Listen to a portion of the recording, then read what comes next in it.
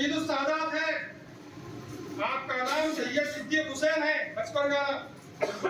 तो ये जो है ना 40 साल की जब उम्र हुई आपकी, उस वक्त यानी 1924 में आप 1886 में पैदा हुए, 1886 में जब आपकी उम्र शरीफ 40 साल की हुई, यानी 1924 में, उस वक्त 9 लाख मुसलमानों को आर्या बना दिया गया था। कितने? 9 लाख मुसलमानों को आर्या बना दिया गया था। तारीख पढ़ के देखिए, 70,000 मुसलमानों को ईसाई बनाया गया था। ऐसे जमाने में सब परेशान थे, बड़े बड़े आलिमों के पास जवाब नहीं था कैसा करना। तो हजरत साहब खुल्लाराम, आप बचपन के नमाजी, तहज्जुद गुजार, आप रो के बोले हुजूर की उम्मत को छीन ले रहे हैं लोग, आर्य समाज के लोग दूसरे शब्द में। लुट गया प्यार, आप फरमाते हैं, लुट गया प्यारे नबी का दारो दर शहरो दयार, कब्र में लाशे मुबारक रात दिन है बेकरार। ऐ नबी के नाम लेवा कुछ तुम्हें एहसास है, जालिमों ने किस तरह उन पर किया है अपना वार। आर्या ईसाई ने छीनी है उम्मत आपकी, यार उस जालिम ने छीना है अमामा ताजदार। किसी ने जुल्म से नाम अहमद छीना है आपका, सरवर आलम बने बैठे कई मुर्दार खां, जुल्म से नाम अहमद छीन लिए। ये कादियानी हजरत गुलाम अहमद को अहमद बनाए, मगर ये जमात को उनसे जोड़ रहे। जबकि हजरत साहब गुलाम फरमाते हैं, हजरत मौलाना सिद्दीक दीनदार साहब फरमाते हैं कि नादान है वो इंसान जो मुझे कादियानी कहते हैं, नादान है वो इंसान जो मुझे कादियानी कहते हैं। मैं हर फिरके की तालीम से वाकिफ हूँ और जो तबलीग इस्लाम के काम आती है वो लेता हूँ और खुद को सिर्फ मुसलमान कहता हूँ। मेरा मुसलमानों में कोई दावा नहीं है, मेरा दावा चंद मशवरा का बैन अक़वाम में है।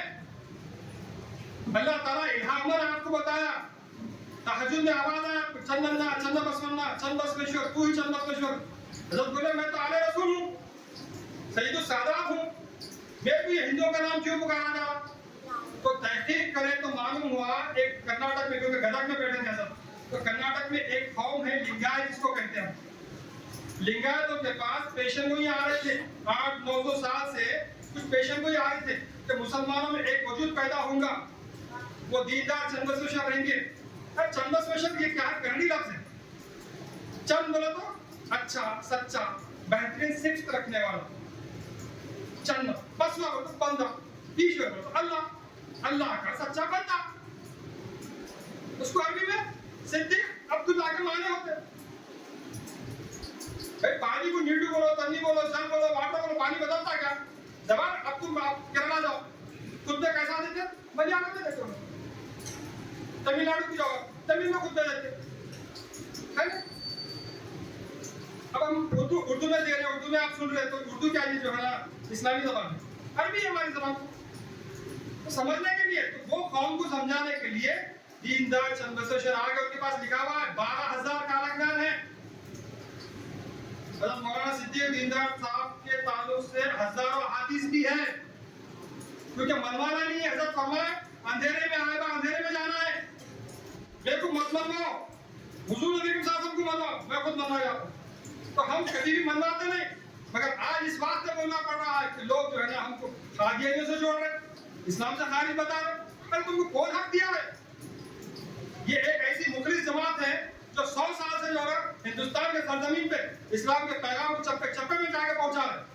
लोगों को करना पड़ा है ला इलाहा इल्लल्लाह मुहम्मद रसूलुल्लाह, तुम इनको जो है करना पड़ोगे तो अकल पत्थर पड़ गया, आखिरत बर्बाद हो जाती। जो भी जो है ना अमल करे, अभी तक अमल की दुनिया वाला आखिरत सब जो है अमल हबत कर देता है। तो एक हुकूमत दूसरी हुकूमत से लड़के जीत भी सकती, हार भी सकती, लेकिन कोई भी हुकूमत फकीरों से मुकाबला करके नहीं जीती आज तक, ना आइंदा जीतने वाली है। तो ऐसे अल्लाह वालों की दुआ लेने की जरूरत है, ऐसे मुखलिस बंदों की जो है दुआ लेना, इनसे मशवरा करने की जरूरत है। तो इनको जो है इस्लाम से खारिज कर।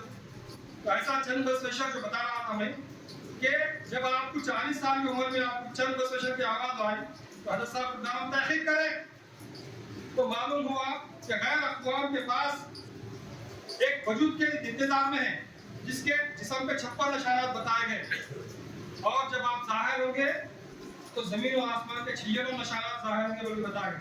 तो पूरे निशानात हज़रत मौलाना सिद्दीक जिंदा साहब के जिस्म पे थे, पेशानी पे चांद का निशान था, हथेलियों पे दला, तस्बीह, झंडा, तीर कमान, ऐसे बहुत सारा पीठ पे जो हुजूर था। ये सब निशानात किसके लिए थे? गैरों के लिए। अपनों में कोई दावा नहीं कर रहा, सब गैरों में जाके बोले। मुझको बेदार किया तेरी वही ने, जिस वक्त घुस गया मंदिर और मठ और गुरु के घर का, जाके गुरुओं को बोले देखो तुम्हारे पोथी पुराणों में, तुम्हारे कालज्ञान में, तुम्हारे वेदों में जो है ना चंद बसवेश्वर का जिक्र है, वो दीनदार रहेगा चंद बसवेश्वर, वो मैं हूँ। पूरे निशानात देखिए।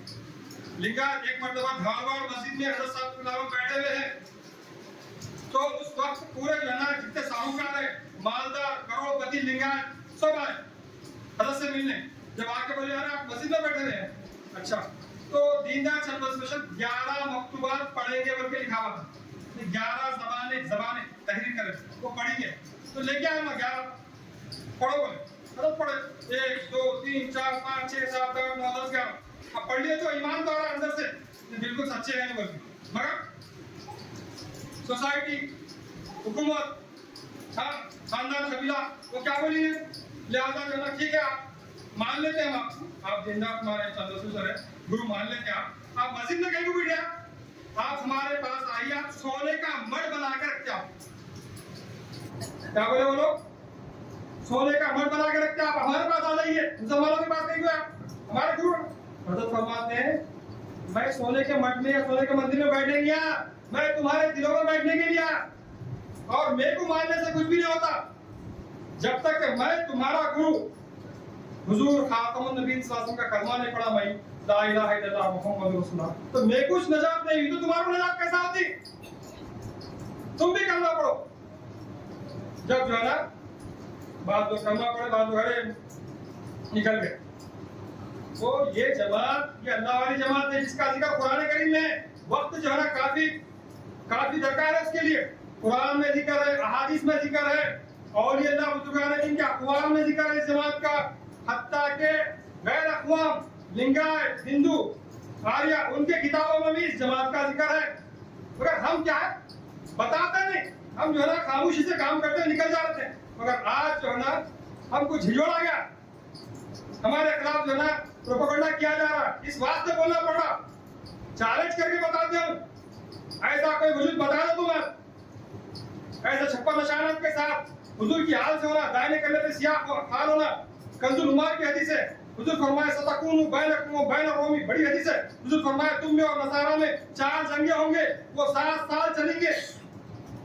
उस वक्त मेरी हालत एक शख्स होगा जिसकी उम्र 40 साल की होगी, उसका चेहरा चमकता हुआ जना सितारे के मालिक होगा, दाहिने कल्ले पे सियाह खाल यानी मस्सा होगा, और वो ऐसा मालूम होगा कि जो ना रोहबान है, बनी इस्राइल के रोहबान जो रहते ना दुनिया तक कर वह 2 सूत की अबाया पहनेगा। तो ये ऐसे कई हदीस हैं, आपके भवें कैसे रहेंगे, आपकी नाक कैसी रहेंगी, चौड़ी पेशानी, जुल्फे वाले, पूरा हदीसों में है। आज भी हम आपको चैलेंज कर रहे हैं, ऐसा वजूद को बता दो, हम मान लेते, मैं मान लेता हूँ। ये 1924 में वो पेशेंगोई पूरी हो रही है, मेरे पास पूरे निशानात है।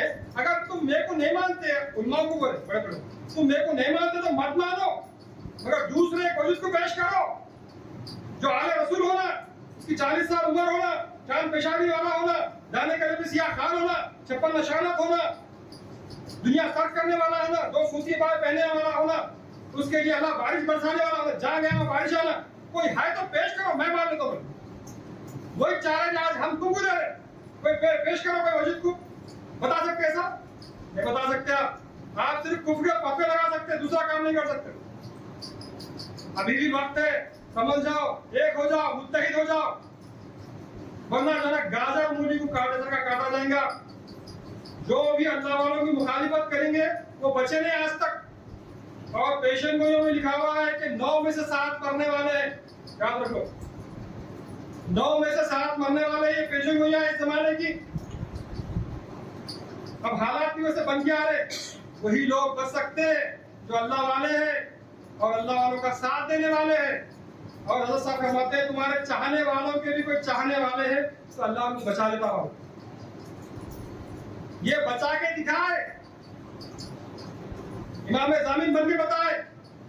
1948 में जब पुलिस एक्शन हुआ हकीकत में मिलिट्री एक्शन था, 11 लाख मुसलमानों को काटा गया था। हम तारीख से वाकिफ नहीं है, हम तारीख नहीं पढ़ते। हैदराबाद के अतराफ जो है ना मुसलमानों को काटा गया था, लेकिन हज़रत साहब के जो बैत करना थे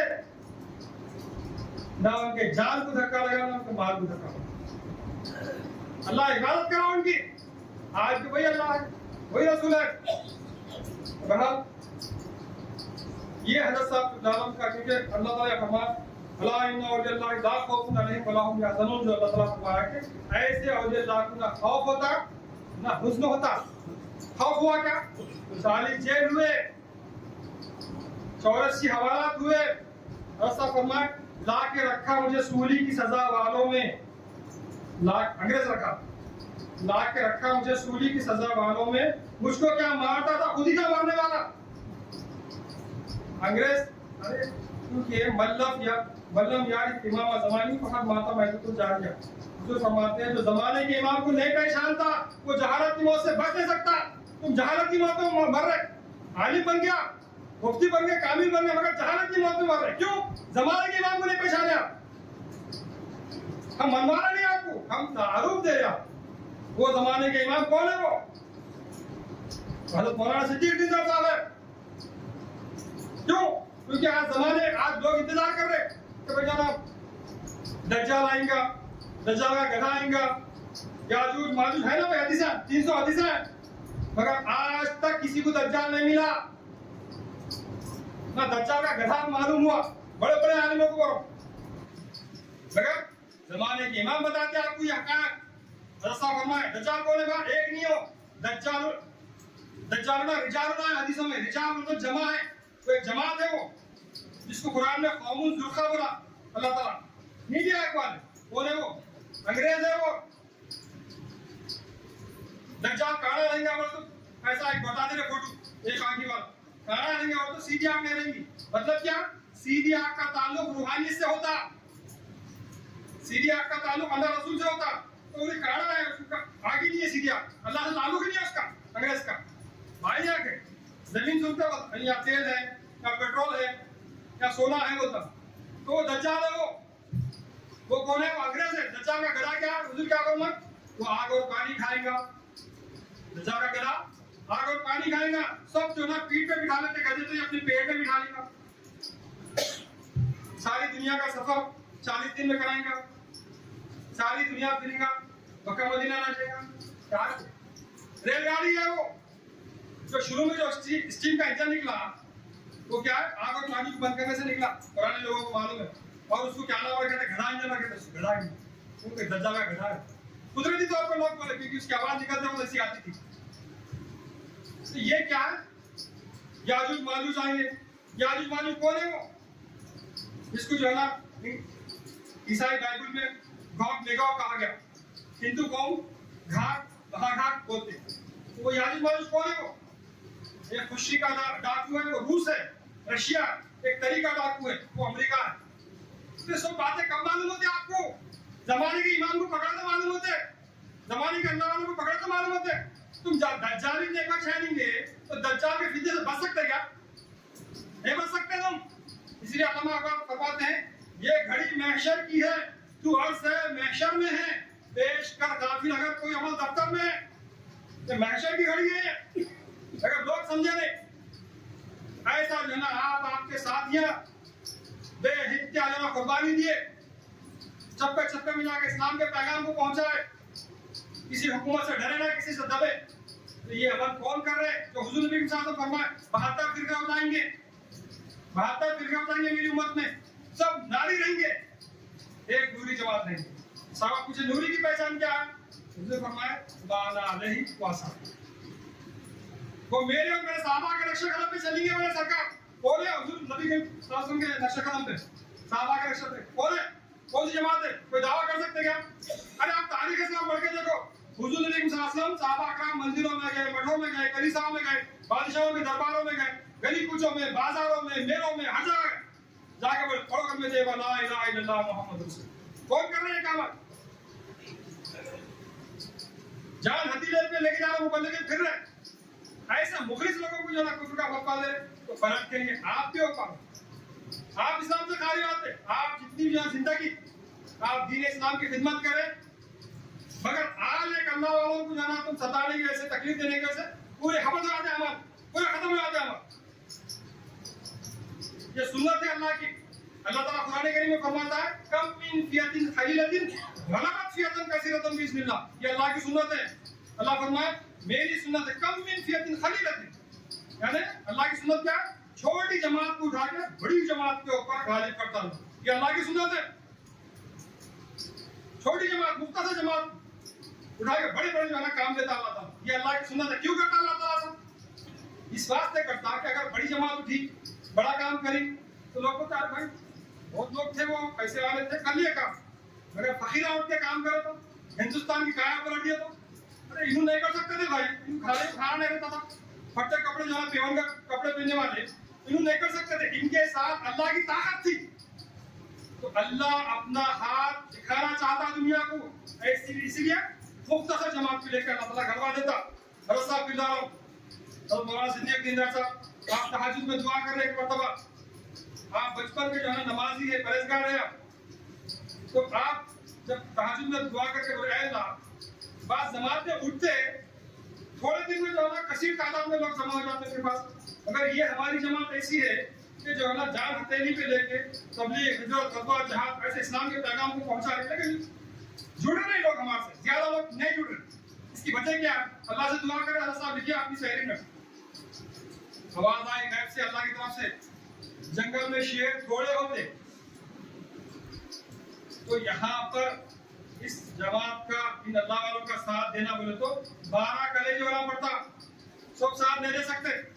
बहरहाल अल्लाह ताला से दुआ है अल्लाह ताला हमें सहाबा का के नक्शे खराब पर चलाए और बड़ी के बॉस को हुक्म बनाए, और अल्लाह वालों को पहचान कर, जमाने की इमाम को पहचान कर, जमात के आखिर को पहचान कर उनका साथ देने की तौफीक अता फरमाए।